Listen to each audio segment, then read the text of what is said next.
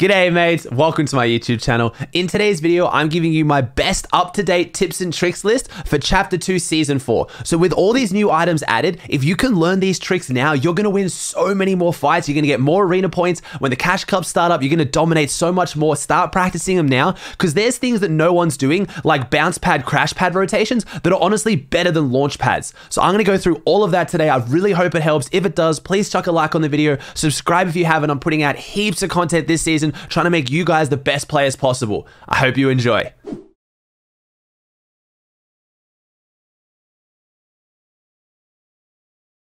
Now, I'm going to talk about bounce pad and crash pad rotations in a little bit, but honestly, the strongest rotation in the game right now, and honestly, this is stronger than a launch pad, is just using shockwaves and bounce pads. Now, this is taken from Lucas Is Bad's Twitter. I'll put it in the description down below. Full credit goes to him for figuring this out. It's a ridiculous rotate because not only is it insane for solos, it's also insane for trios, and it's really, really easy to set up. So all he's doing is basically building a 2x1, sets up the stair, puts the bounce pad on the stair. Now, the trick is you have to throw the shockwave at the right time when you're just walking towards it, so it hits the stair, but it gets stuck on the stair, and then it explodes, and look how far you go.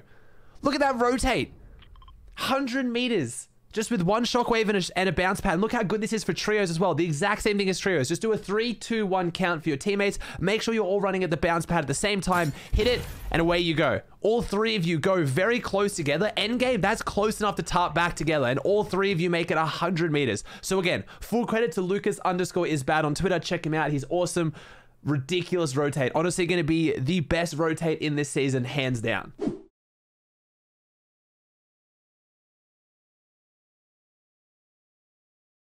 So this is currently the best way to use a crash pad, bounce pad rotate for a solo. It does not work in trios, but it's amazing for solos. So basically, build a 1x1.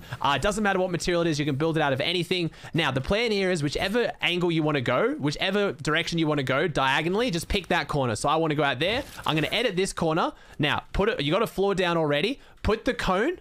Make sure you walk far forward into your cone. Don't sit back here because then when you put the bounce pad on the floor, you're going to bounce around. So go forward, put the bounce pad on the floor so that it keeps your head stuck against the cone, and then throw the crash pad at the corner in front of you. So I'm stuck, crash pad on the front side, and there you go. Hit a cheeky 113 meter rotate for free. And I mean, if you get good enough at it, I haven't really practiced it too much. You could probably get this down pretty damn quickly to get out of your box. It's insane. And then, I mean, also, if you have an AR, something I'd suggest if you're in the middle of a fight, turn around and pop it as you go so they can't use the crash pad to close the distance on you.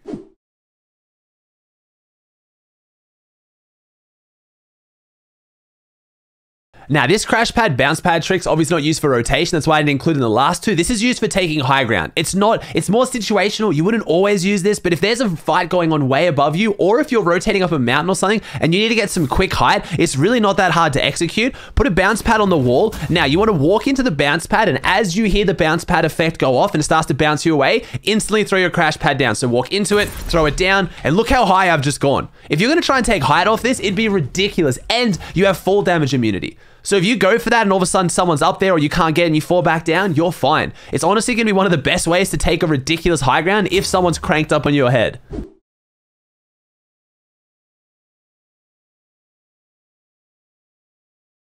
Alright, so I wanted to show you guys what the Pleasant Park, like, Doomfist mythics do. There's two main massive things they do. The first one of which, though, I want to show you on the boat. You can actually blow up fishing holes now, and they'll drop all the loot they're supposed to have in the fishing hole, which is just ridiculous. Like, that's 100% going to be one of the main metas now in competitive, but you can also do that with Doomfist gauntlets as well. If you shoot Doomfist gauntlets at a fishing hole, you'll also get the loot out of it. I believe there's one there. Sweet.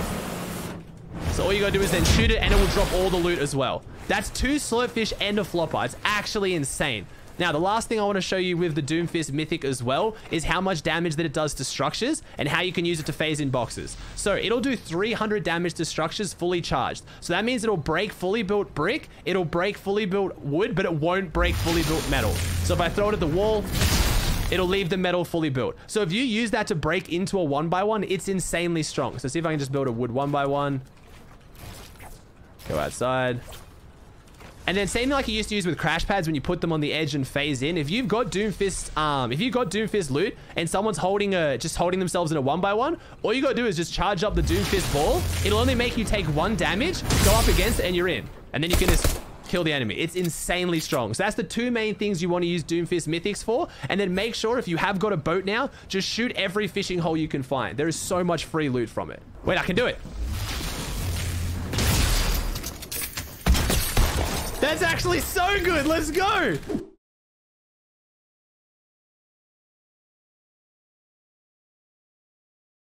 In case people haven't been playing in the last season, if you haven't played with the shockwave since they've been back in the game, you can actually use a shockwave and grab your loot. So throw a shockwave and then scroll wheel, grab your loot as you go, whatever your pickup icon is. Just if you have extra loot you want to carry on to. It's not a huge one, but it could help some people.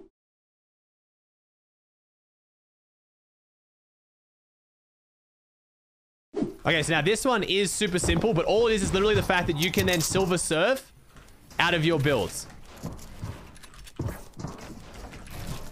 So if you're stuck in a bad situation like this and someone's pressuring you, you can walk over and you can fly out and break your builds. And then you can just fly away from a fight. Obviously, you don't do it when someone's right on top of your head. I just wanted to show you.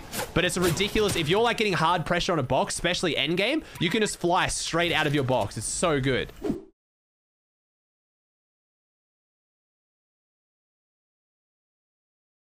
So you used to be able to do really cool tricks with the hop rocks and the bouncers. So I'm pretty sure if I use the hop fish, I should be able to do the same sort of thing. So if I hit just a bouncer...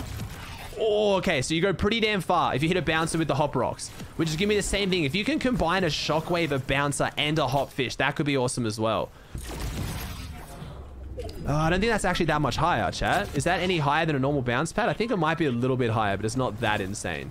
So you've now got the new hop fish, which will give you like that extra bounce mobility. So if you can use that with a shockwave, oh my gosh.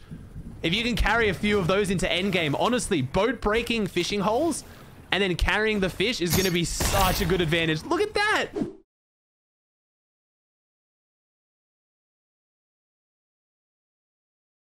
So a lot of the advice I've given today and the tips and tricks has revolved around rotating and using items defensively, but there's so many additions to the game that you can now use a bit more offensively as well, like Boogie Bombs. Right now with Boogie Bombs lasting 7 seconds and charge still being in the game and the ability to have an epic or legendary pump, if you hit a Boogie Bomb on someone and you don't one pump them, you messed up massively. It is currently the easiest way to get a kill. And how I'd recommend using them is usually getting a high ground. Get high ground above a fight, third party sneak up onto builds above someone, or just get into a build fight, wait till they leave themselves open, clip them with a Boogie Bomb.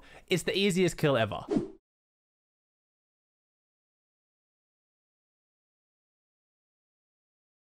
Another little weird tip and trick, it's been taken out of Arena because they've been disabled in Arena, but I'm sure maybe by the time this video comes out, they'll be back. But the Stark henchmen that are protecting the fallen Quinjets, you can actually hack them. It's kind of ridiculous. You can walk up to one that you've knocked out, interact with it, you will hack it, and it will then follow you around and fight with you.